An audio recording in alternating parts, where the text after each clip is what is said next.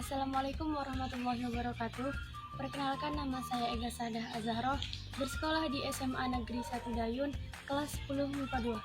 Nah, di sini kita sudah berada di depan rumah narasumber, salah satu orang tua siswa sekolah dasar. Oke, langsung saja kita mulai wawancaranya. Nah, jadi ini kita sudah dengan narasumbernya. Bisa tolong perkenalkan diri, Mbak? Assalamualaikum warahmatullahi wabarakatuh. Nama saya Sri Eko Yutri, saya wali murid dari Zakia Dengan Afifah, kelas 6 SD 017 Nah, jadi kan di sini kita mau mewawancarai tentang seputar daring, Mbak. Kalau menurut Mbak, apa aja sih kendala dan manfaat dari daring? Ada kendala ini ya, mungkin yang pertama kita harus ada pulsa. Jadi kalau tidak ada pulsa susah untuk belajar daringnya. Nah, yang kedua mungkin jaringan. Kalau seandainya seperti di Jalan Sakti ini jaringannya bagus, tapi kalau seandainya PLN-nya mati langsung habis jaringannya. Gitu. Terus yang ketiga mungkin kalau dari saya pribadi mungkin agak terlambat untuk anak saya setor tugasnya, karena memang HP khusus untuk saya, jadi anak-anak nggak dikasih HP, jadi nunggu saya pulang kerja baru anak saya bisa belajar dari kita. Kalau untuk manfaatnya, kalau menurut saya anak-anak jadi lebih mengenal teknologi, karena selama ini mungkin sebelum mereka belajar daring, anak-anak ini taunya internet ini untuk medsos saja, mungkin seputar Facebook, Twitter, Instagram, ya kan. Tapi alhamdulillah dengan daring ini secara tidak langsung memperkenalkan sisi positif daripada internet, bahwa internet itu, teknologi itu tidak hanya seputar sosmed, tapi bisa untuk pembelajaran. Nah, kalau siswa SD itu kan pasti dalam mengerjakan tugas butuh dampingan dari orang tua.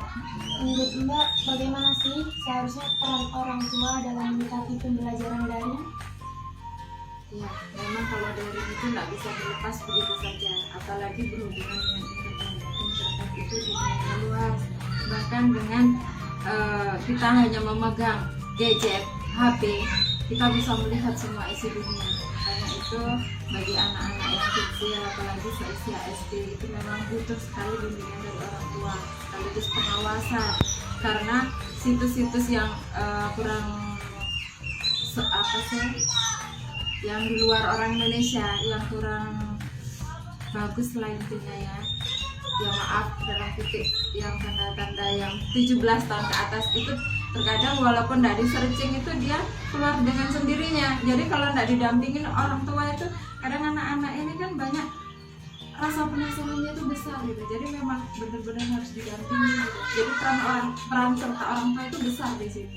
Nggak bisa ya ini kerjakan tugasmu langsung dilepas saja HP-nya, nggak bisa seperti itu. Jadi harus didampingi.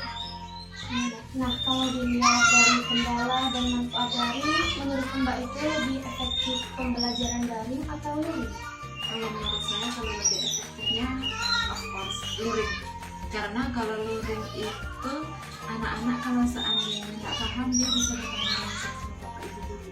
Jadi bapak ibu gurunya pun lebih bisa menerangkan dengan gamblang. Tapi kalau daring, anak-anak kan mau nanya sama siapa?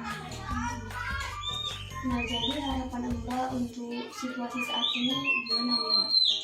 Ya, harapannya ya semoga keadaan kembali normal dan corona cepat pergi dari Indonesia, sehingga Indonesia sehat, bebas corona, sehingga anak-anak bisa belajar kembali seperti sedia kala, sehingga dunia pendidikan kita akan tetap hidup. Jadi itu aja sih Mbak untuk wawancara tentang seputar daring. Sebelumnya terima kasih banyak sudah meluangkan waktunya untuk saya. Jadi, Assalamualaikum warahmatullahi wabarakatuh. Nah, setelah melakukan wawancara tadi, selanjutnya saya melakukan observasi terhadap siswa SD melalui angket. Dalam angket tersebut, saya mengajukan beberapa pertanyaan. Untuk pertanyaan yang pertama, saya menanyakan apakah siswa sudah mempunyai handphone sendiri. Kebanyakan dari mereka menjawab masih menggunakan milik orang tua. Untuk pertanyaan yang kedua, dalam mengerjakan tugas, apakah dengan pendampingan? 90% menjawab didampingi dengan orang tua. Pertanyaan yang ketiga, apa yang dilakukan setelah mengerjakan tugas? Mereka menjawab beraktivitas di luar ruangan.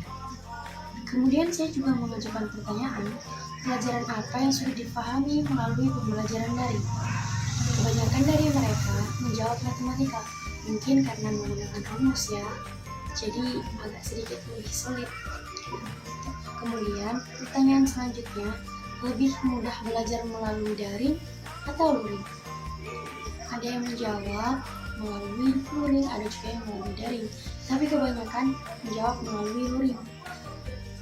Ada seseorang yang mengajukan pendapat karena melalui luring mereka bisa menanyakan secara langsung, jadi lebih mudah. Untuk pertanyaan yang terakhir, saya menanyakan kepada mereka lebih senang belajar melalui daring atau luring. Mereka semua kompak menjawab melalui luring. Mungkin karena jika belajar melalui luring, mereka bisa bertemu dengan teman-teman, bertatap muka dengan guru, dan lebih banyak beraktivitas di luar ruangan. Nah, jadi itu tadi video saya mengenai wawancara dan observasi siswa sekolah dasar. Jika ada kekurangan saya mohon maaf. Saya akhiri. Wassalamualaikum warahmatullahi wabarakatuh.